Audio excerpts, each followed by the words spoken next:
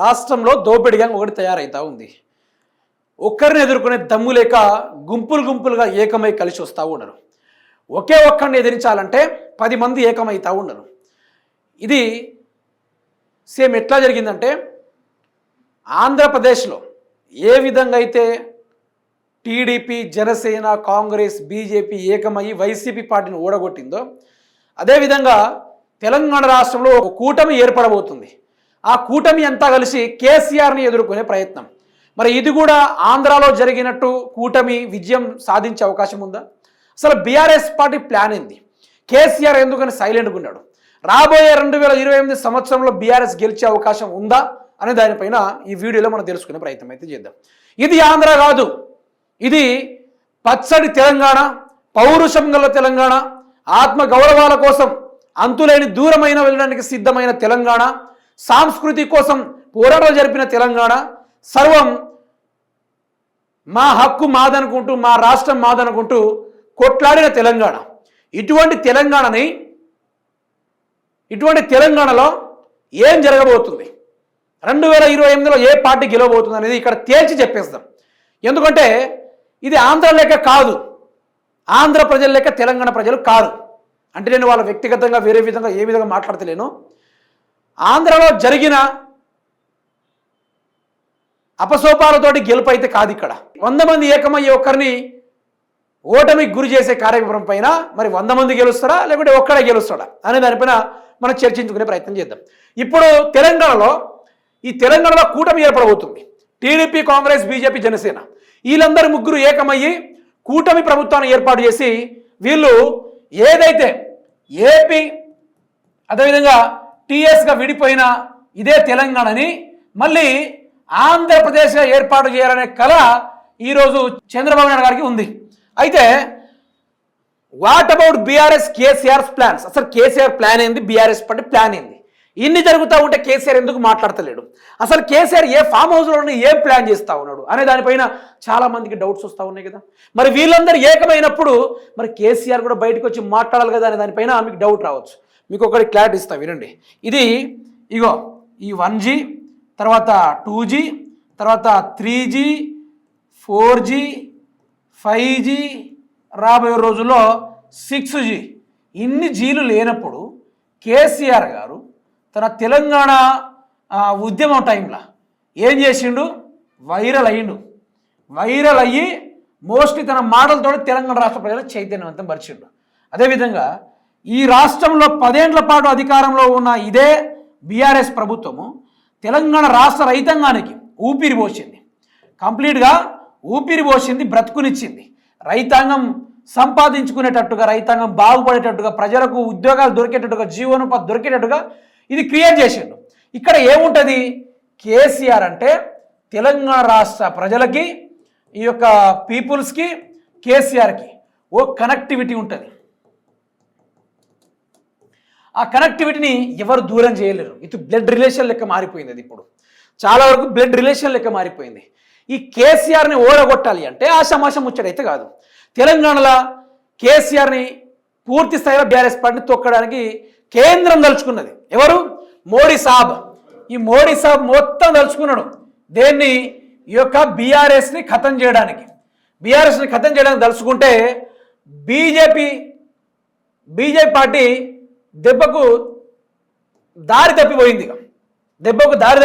ఏం చేయాలో అర్థం కాని పరిస్థితిలో వెళ్ళిపోయింది. తర్వాత కేసీఆర్ని ముట్టుకోవాలంటే పలుమార్లు భయపడింది. సిబిఐ, సిఐడి, ఈడీ ఏది కూడా రాలేకపోయింది. ఎందుకంటే ఆయన అవినీతి చేయలేదు కాబట్టి. ఇన్ని చేసిన తర్వాత తెలంగాణ ప్రాంతంలో రైతు బంధును బిల్డ్ చేసిండు, నిరుపేదలకు ఉపాధిని కల్పించిండు, కళ్యాణ లక్ష్మి పేరుతోటి ఎందరో మందిని పెళ్లి చేపించిండు, పుట్టబోయే పిల్లలకి కిట్ అని చెప్పేసి కేసీఆర్ కిట్ను ప్రకటించిండు, అంబులెన్స్ను తెచ్చిండు, తర్వాత పోలీస్ వ్యవస్థను భద్రపరిచిండు, రోడ్ల వ్యవస్థను డెవలప్ చేసిండు, విలేజెస్ని ఊర్లని గ్రామ పంచాయతీలు చేసిండు, గ్రామ పంచాయతీలో డెవలప్మెంట్ చేసిండు, బోర్లు వేసిండు, రోడ్లు వేసిండు. అదేవిధంగా అక్కడ నాయకుల్ని తయారు చేశాడు. తర్వాత ఒక వ్యవస్థను బిల్డప్ చేసిన తర్వాత కేసీఆర్ గారు ప్రజలు అనుకుంటే ఓడిపోలే, ఒకసారి మారుద్దాం, ఒకసారి మార్పు చూద్దామని చెప్పేసి ప్రజలు ఓటేసి ఈరోజు నానా అవస్థలు పడతా ఉన్నారు. ఈ లెక్కన ప్రజలు ఒక్కసారి ఎన్నికలు పెడితే అప్పైనా పర్వాలేదు, మేము అప్పైనా పర్వాలేదు, మా భూములు అమ్ముకున్నా పర్వాలేదు, కానీ కేసీఆర్కి ఓటేసి తీరుతాం అని చెప్పేసి వాళ్ళు బలంగా కంకణం కట్టుకున్నారు. మామూలుగా కంకణం కట్టుకొని బలంగా కంకణం కట్టుకున్నారు. అలా కట్టుకున్న తర్వాత తెలంగాణ రాష్ట్రంలో జరుగుతుంది ఏందయ్యా మిత్రులారా అంటే, కబ్జా, రైతు బంధు, నిరుద్యోగులకు ఉద్యోగాల బంధు, ప్రజలకు చాలా వరకు అన్ని బంధు చేసిన తర్వాత ఇప్పుడు మనం అందరం ఏకమై గెలవాలి అంటే కూటమి ఏర్పడాలి. కేసీఆర్ పని అయిపోయింది, కేసీఆర్ ఫామ్ హౌస్లోకి వెళ్ళిపోయాడు, బీఆర్ఎస్ పడే గ్రౌండ్ లెవెల్ కూడా ఫుల్ జీరో అయిపోయింది, మనం కొడదామని చెప్తున్నారు. కానీ ఇక్కడ బలంగా బీఆర్ఎస్ పార్టీ కొట్టేటట్టు ఉంది. కేసీఆర్ తన ఉద్యమ స్ఫూర్తితోటి, నయా ప్లాన్ తోటి, నయా వ్యూహాలతోటి బయటకు వచ్చి కుంభస్థానం బద్దలు కొట్టబోతున్నాడు. 100 మంది వస్తారా, 1000 మంది వస్తారా? ఒకటి, చంద్రబాబు నాయుడిని ఆనాడే 2014 టైంలోనే నడి బజార్ల కట్టుబట్టలతోటి పొలిమేరల దాకా తన్ని ధర్మిండు.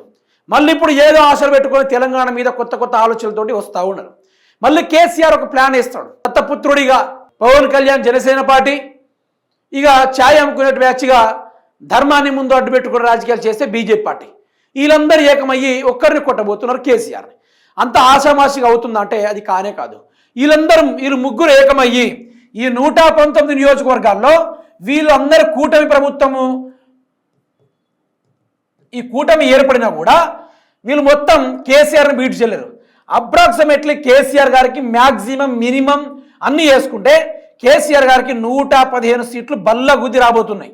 ఇందులో BJP, CPI, CPM, Congress party అనేది పక్కన పెడితే మోస్ట్లీగా 115 సీట్లు బీఆర్ఎస్కి రాబోతుంది. ఎందుకు నేను ఇది చెప్తున్నా అంటే, తెలంగాణ రాష్ట్ర పరంగా ఆర్జీటీవీ చేస్తున్న ఈ యొక్క రిపోర్టింగ్ పరంగా చెప్పొచ్చు. ఈ రిపోర్టింగ్లో పూర్తిసారి తేలిన ముచ్చట జన నాడి ఏంటంటే, ఏది ఏమైనా పర్వాలేదు బిడ్డ, కానీ అప్పైనా పర్వాలేదు, కానీ కేసీఆర్ని ఈ యొక్క 115 స్థానాలతోటి గెలిపించి తీరాలని చెప్పేసి డిక్లేర్ చేసుకున్నారు. కంప్లీట్గా డిక్లేర్ చేసుకున్నారు. అందులో నుంచి 4 సీట్లు కూడా ఇటు బీజేపీ, ఆ తర్వాత కాంగ్రెస్, ఆ తర్వాత ఈ జనసేన కానీ బొంగు కూడా రాదు, ఈ సిపిఐ, ఆ తర్వాత టీడీపీ, వీళ్ళందరూ లాక్కొని సిపిఐ అంటే పక్కన వదిలిపెట్టిండి ఒక 2-3 సీట్లు కొట్టచ్చు.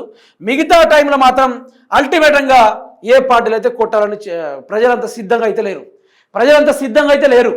కేసీఆర్ చేసిన అభివృద్ధి కార్యక్రమాలు ఎప్పుడు చూసినా కేసీఆర్ పని ఒక్కటి, లేచినా ప్రజల కోసం ఏం చేద్దాం, లేచినమా ప్రజలకు ఏ స్కీమ్ తీసుకొద్దాం, లేచినమా ఏ విధంగా బాగుపెట్టే కార్యక్రమం చేద్దామని చెప్పేసి ఆయన ప్రతిక్షణం పరితపిస్తూ ఉంటారు ప్రజల కోసం.